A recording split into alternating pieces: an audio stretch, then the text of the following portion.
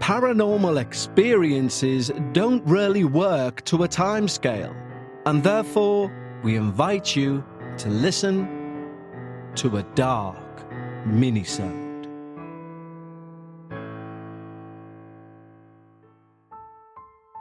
Hello everyone and welcome to the final minisode of season 20.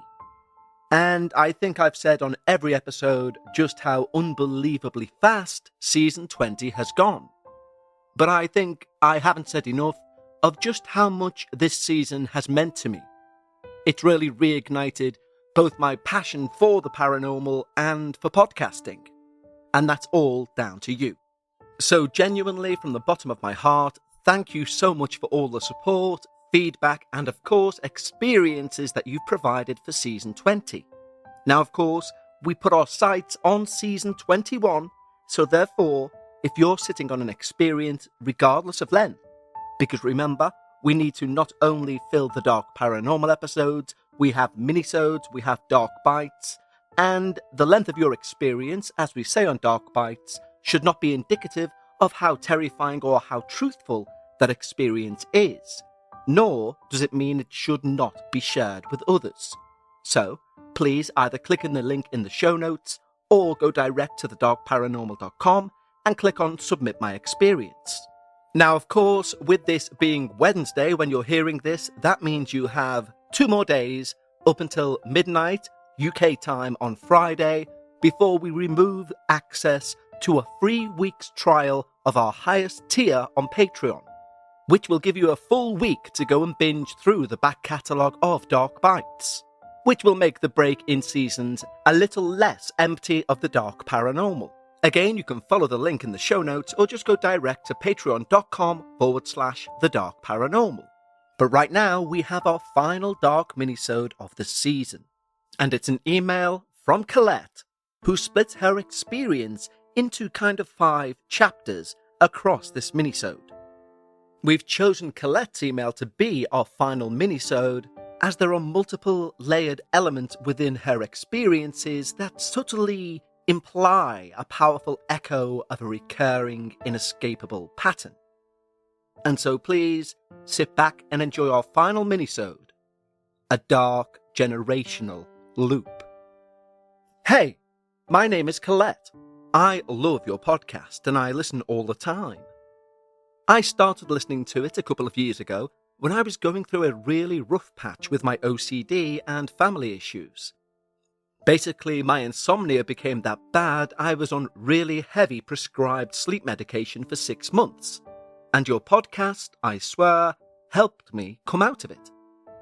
I remember the first day of relief that I had from anxiety was listening to your podcast. And that started this feeling inside of me of like, okay, everything is going to be okay. And I remember I actually fell asleep for the first time without medication listening to your podcast.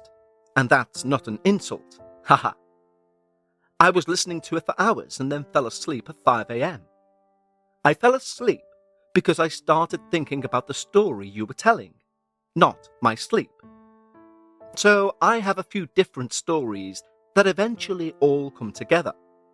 The first part is about me. The second is about my maternal grandfather. Use whatever you'd like, except if I say specifically not to. If you do share this on my podcast, your podcast, please give me the name Colette. I just want to be anonymous. Well, thank you so much for the kind words, Colette. And in case you haven't noticed, by me calling you Colette, we are going to use your experience. Now, I should point out that the eagle-eared amongst you may well have picked up on the sound of birdsong or birds tweetering in the background of the earlier part of this show, and that's because the UK is having a bit of a heatwave. My studio is currently at 38 degrees as it's in the attic of the house, and therefore I've had to relocate the studio as a mini studio on the landing where it's much cooler. That being said, there is a TV channel that I have on for the cat, because I'm that way inclined, which is just birds playing around. So I've just lowered that, which will hopefully allow you to immerse yourself more in Colette's experience, which we will begin now. I guess I should start with my own experiences. So to give some context, I have severe OCD. I currently work as a cancer researcher at a US top 10 hospital. I also am at a very highly regarded institution for grad school. None of this is to be egotistical. Honestly, I share this because I want to be trusted, because this is all true. And I'm a very deeply rational, logical person. Honestly, sometimes to a fault. Firstly, I'll mention my nightly ritual. The first experience started when I was a child, probably between the ages of 6 and 8. Every night, before falling asleep, I'd pull the covers over my head and imagine 2 men standing at my bedroom door. One was a short, heavy-set man holding a hammer. The other was tall and thin. I'd repeat a scene in my head and talk out loud every night the following words. Should we kill her? I don't know, but I'm ready to do it. No, not tonight. Let's do it tomorrow. They always decided to leave, or at least that's how I'd voice it out. I did this every night without fail for years. At the time, I just thought it was part of my OCD, a kind of ritual I had to do to fall asleep. Maybe it was. Maybe it wasn't. I'll let you and the listeners decide, as you'll see my grandpa's experience and my theories at the end. I'll now talk about my coma. Fast forward to when I was 18, and I just moved to a major city to start college.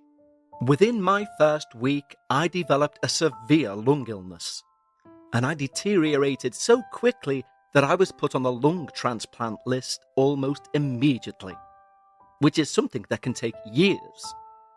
I was intubated and placed in a medically induced coma for a week. What they don't tell you about medically induced comas is that you're not always fully under.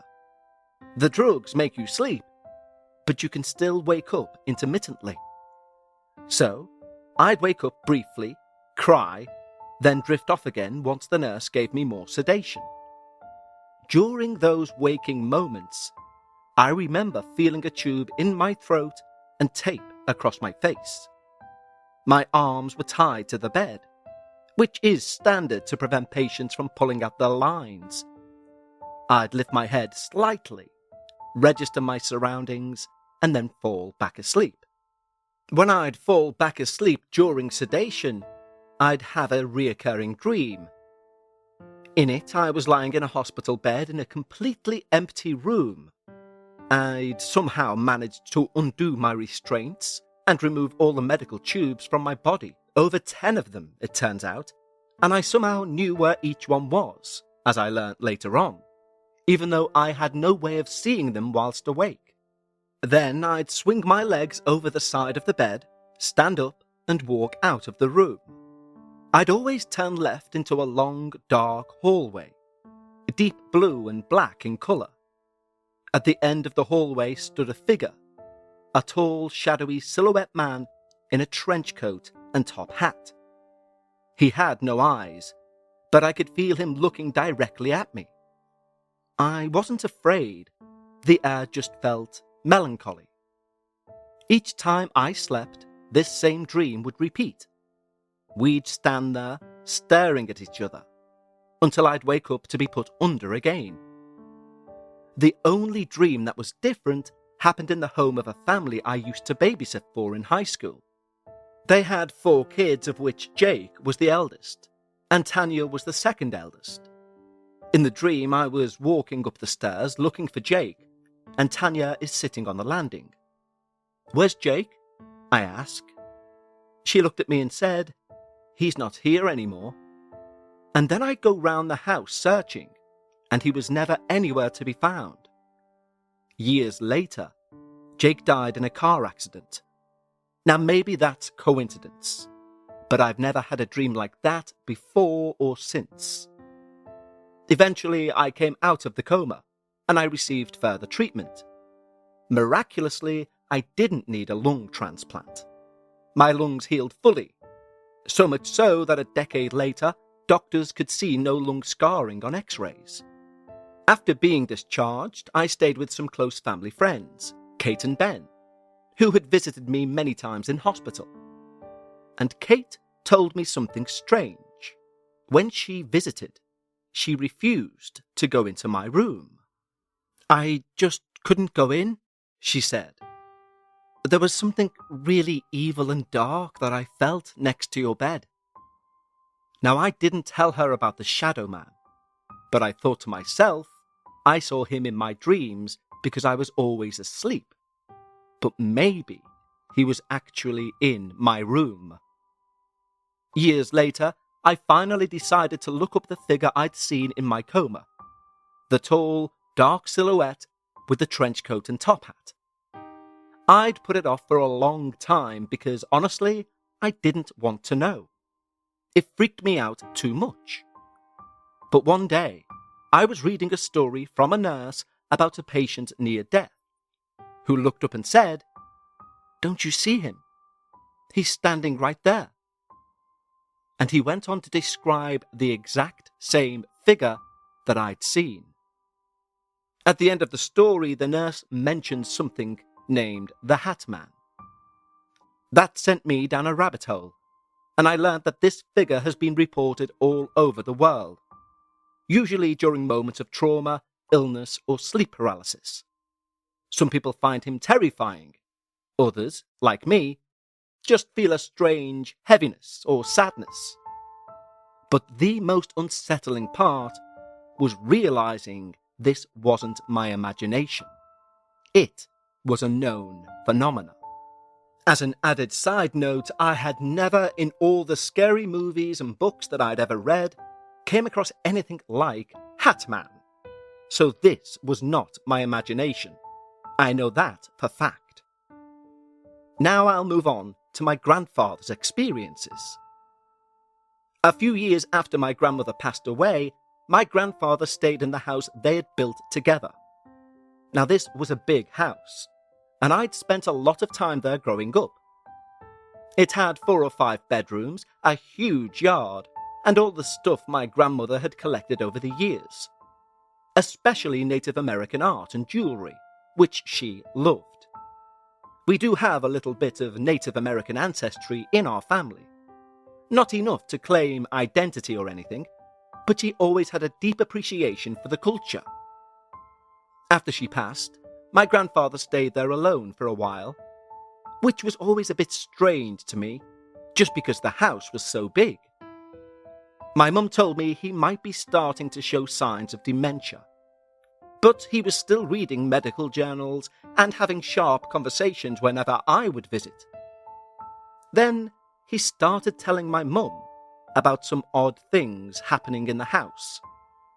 At first, it was footsteps upstairs, really loud, really fast, like someone in boots running back and forth. Next, it was children's voices outside his bedroom window in the middle of the night, laughing and playing. But there were no kids nearby, and definitely none out at night. Later, he said he'd felt something hold onto his ankles and pull hard whilst he was lying in bed, as if it was trying to drag him from bed. He said he'd had to hold on to the headboard and yelled, "Would you knock it off?" And then it would stop. He also said he sometimes would hear my grandmother calling him from somewhere in the house, or he'd catch a glimpse of her tan cashmere sweater turning a corner. He wasn't scared by most of it, just kind of bothered or confused. He even said he'd seen this old red rubber ball from our childhood, one my sister and I used to play with. It had been thrown out years ago, but every now and again he'd say he'd see it rolling down the hallway towards him, and when he'd go to pick it up, it would disappear. Eventually, though, he saw something that really scared him. He described a tall, dark woman standing at the end of the hallway, wearing a trench coat and a hat. When my mum told me this, I thought, that's so like the man I saw in my dreams when I was in a coma. Looking into it, I found out that this figure known as Hat Man sometimes shows up in families, as if he follows a bloodline. It's also common for him to appear when someone is close to death. But what hit me most is this. My mum told me that my grandfather had started seeing two men appear at his bedroom door at night. One short, heavy-set, holding a hammer. One tall and skinny with a bag. He said they'd stand there, deciding whether they were going to kill him or not. I just sat there, thinking, wait, me too. This was the exact thing I used to imagine as a kid. The same figures, the same dialogue, and I'd never told anyone about it before. I'd always thought it was some weird OCD ritual. Apparently not. Next, I will talk about when I visited the house.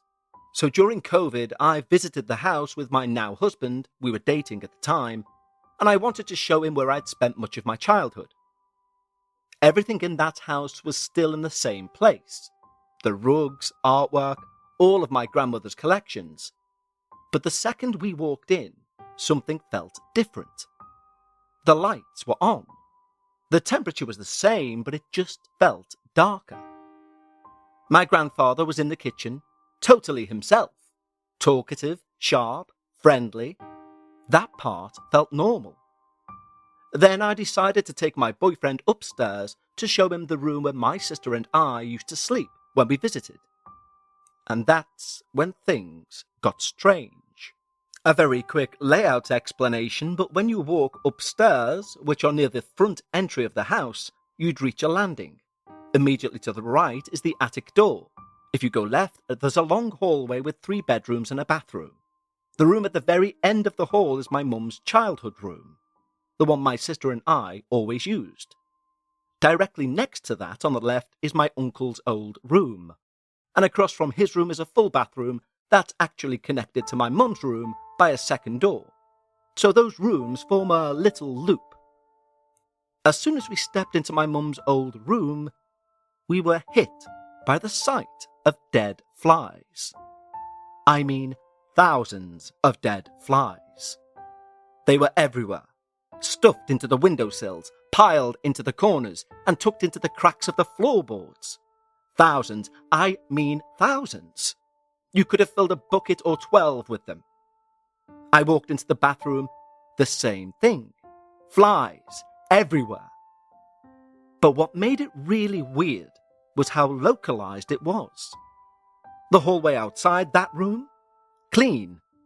My uncle's room right next door, not a single fly in sight. You could touch the doors to both rooms at the same time. They were that close. All the doors were also open. Yet all the flies were concentrated in my mum's room and the bathroom connected to it. That's when my boyfriend, a very logical, rational, not interested in the paranormal, mathematician, I might add, looked around and said, "Something here wants us to leave. Seriously, something owns this room." At first I was annoyed. I grew up in this house. This felt like a personal insult.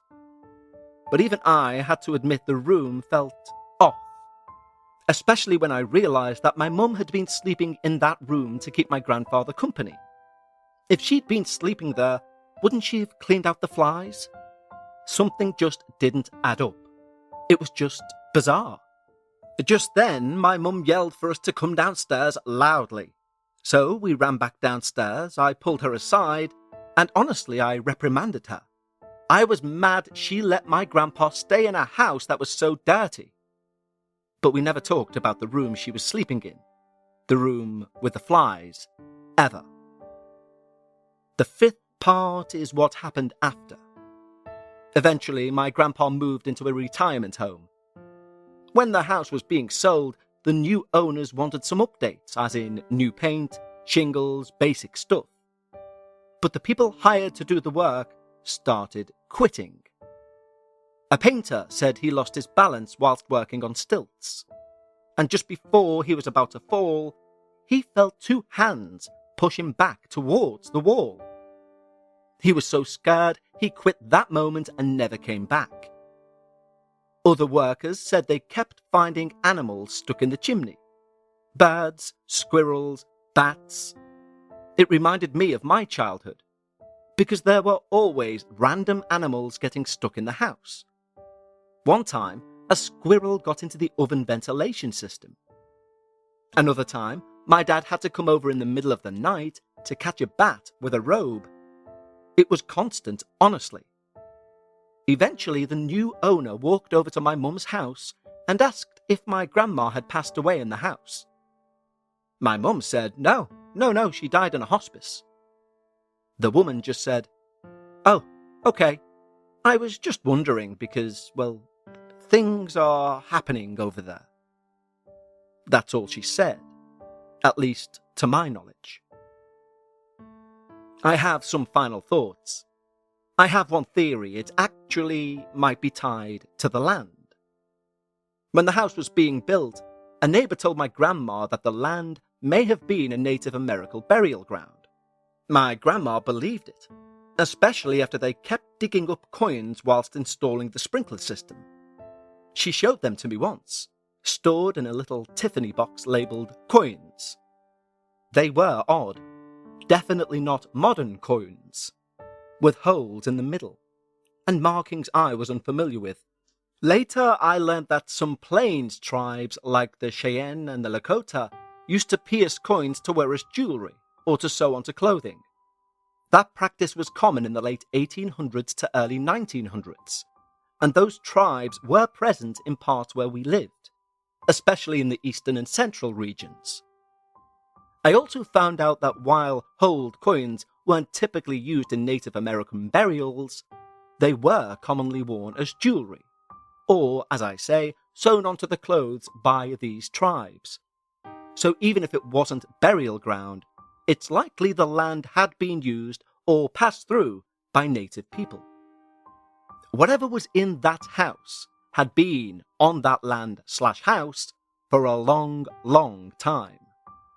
When my grandma was alive, I think she kept it in check. She had a very strong controlling energy, and nothing big ever really happened when she was around. Even if the house always had a slightly spooky feel in certain spots. Whether it's the land, something that follows the family, or both, I don't know. But the two men my grandfather and I both saw, and the Hat Man showing up like that, just makes me think there is something deeper going on. As a side note, with the two men myself and my grandpa experienced, I didn't experience those men in his house, so they are not tied to the land. It was in my house, and my grandpa experienced them in his, which is why it's so weird to me. Colette then shares 3 theories when she's been looking into potential reasons behind what took place, and 3 of them we will cover here. However, how they were gained, we can't use the exact wording, but we're all slightly familiar with the terminology that we'll use. The first is a tulpa, a thought form. We've covered them before on many episodes, and it's the theory from Tibetan mysticism that a tulpa can be created by repeated focus, imagination, and belief. So when you, for example, the initial story when it came into Western culture, I believe, was when a British explorer was staying with some Tibetan monks, and he says he witnessed them create a tulpa to help them clean up the camp. However, in their experience, this tulpa kind of broke rank, would no longer take their commands, and they needed to do a banishing ritual in order to get rid of what they'd created. Now, from Colette's experience, she literally refers to her nighttime ritual that she performed for years. There is an argument to say that very act may have created this hammer-wielding, heavy-set man and his thin accomplice. And we could say, well, the granddad didn't, so why is he involved in that in any way, shape, or form? But again, like the origin story in many situations regarding tulpas, this Englishman who went to Tibet, he had no part in that ritual. Yet he witnessed firsthand the effects of this tulpa. So once the tulpa has been created and was allowed to be given free rein, so to speak, it doesn't seem too much of a reach that they would also visit the place where, as Colette states, she spent a lot of her time growing up. Colette's second theory is one, again, we've covered on the show before, of shared generational entities. These figures that may haunt bloodlines, such as banshees, etc., and they often appear at times of illness or death, the same entities appearing in dreams, hallucinations, etc. In folklore, it is known, as Colette does put in her email, as a familial spirit or an ancestral echo, or an inherited haunting. Colette's final theory is that the entity was attached to a home or the land. As she states, it used to be a place, apparently, of Native American passing through or even burial. And as we've heard in plenty of experiences, occurrences begin when new owners of a property start to make renovations, start to disrupt the status quo. And Colette ends her final theory with something which leads me on to a potential fourth theory. She ends it with, sometimes the land itself is thought to hold spiritual energy, especially if there's a history connected to it, such as burial grounds or cultural disruption. And it's from that I could draw a fourth theory, which is plausible if we're taking into account that all of this can exist, of course. And that is, maybe the land which your grandfather's house was built on does have some spiritual energy. And if spirits, or even tulpas, feed off that energy, it would seem to make sense that the tulpas you created during your nighttime ritual would find your grandfather's home a more energetic place to be, somewhere they can more easily seep energy to maintain themselves, a place to leave you and to remain. You do state yourself that you stayed over at your grandparents' quite a lot in your childhood. So I would imagine your nightly ritual also continued there. And if that's the case, as I say, it may be much easier for them to exist on a land with such spiritual energy. A truly fascinating aspect of your entire email, though, Colette, is the whole experiences from both you and your grandfather with the Hat Man, or in your grandfather's case, the Hat Woman. But whatever this entity is, it's so intriguing that you had no knowledge of this phenomena beforehand, and I would imagine your grandfather didn't either, unless he was deeply into the paranormal. Now, I've never personally heard of the Hat Man being an omen of death, or a psychopomp, so to speak. This is the first time I've heard it referenced in that way. But it strikes a chord. And this is something very strange that has happened to me as season 20 has gone on. I seem to be ending each episode I do, be it for Patreon or on the main feed, with a personal anecdote. But you mentioning that correlation of the Hat Man and death brings me back to a memory of my own. And it was more the mention of the trench coat that triggered the memory. Because when I was about 16, I heard my mother and father come home from a night out, and it was raining outside very heavily, and I heard the front door open and close. I peeked over the banister and looked into the hallway, and in the hall was a man in a brimmed hat and a trench coat, shaking the rain off himself. And he seemed to pause. I had stopped breathing at this point. I didn't want to be seen. He seemed to pause and almost look around as in to say, I'm in the wrong house, and then left. And I checked through the window, but I couldn't see him. But in truth, it was literally sideways rain, and it was pitch dark outside. And it really shook me up, because I thought, I knew the door was unlocked. You could have opened it from outside, because back then that's just how we had the house. But it really made me think we should start locking that door, because that man has just walked in. And I mentioned it to my mum and dad, and they were really took aback. And within a year, my mum passed away. Now, I've never, ever, previous to this day when I'm recording this episode, put those two things into any sort of causality. But this email has now got me thinking.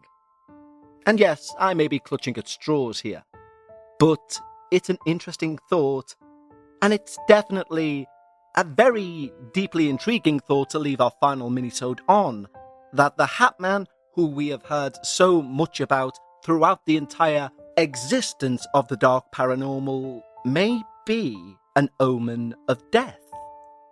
I wonder how many other people like me have not made a link between the witnessing of a hat silhouette man or woman and a following death within the next 12 months. So Colette, sincerely thank you for being our final minisode of this season and leaving us all with some serious paranormal food for thought. Don't forget, you only have till Friday midnight UK time to claim your free week of membership to our highest tier on Patreon. And for Dark Minisodes, I'll speak to you next time for our debut Dark Minisode of Season 21. And until then, stay safe and take care.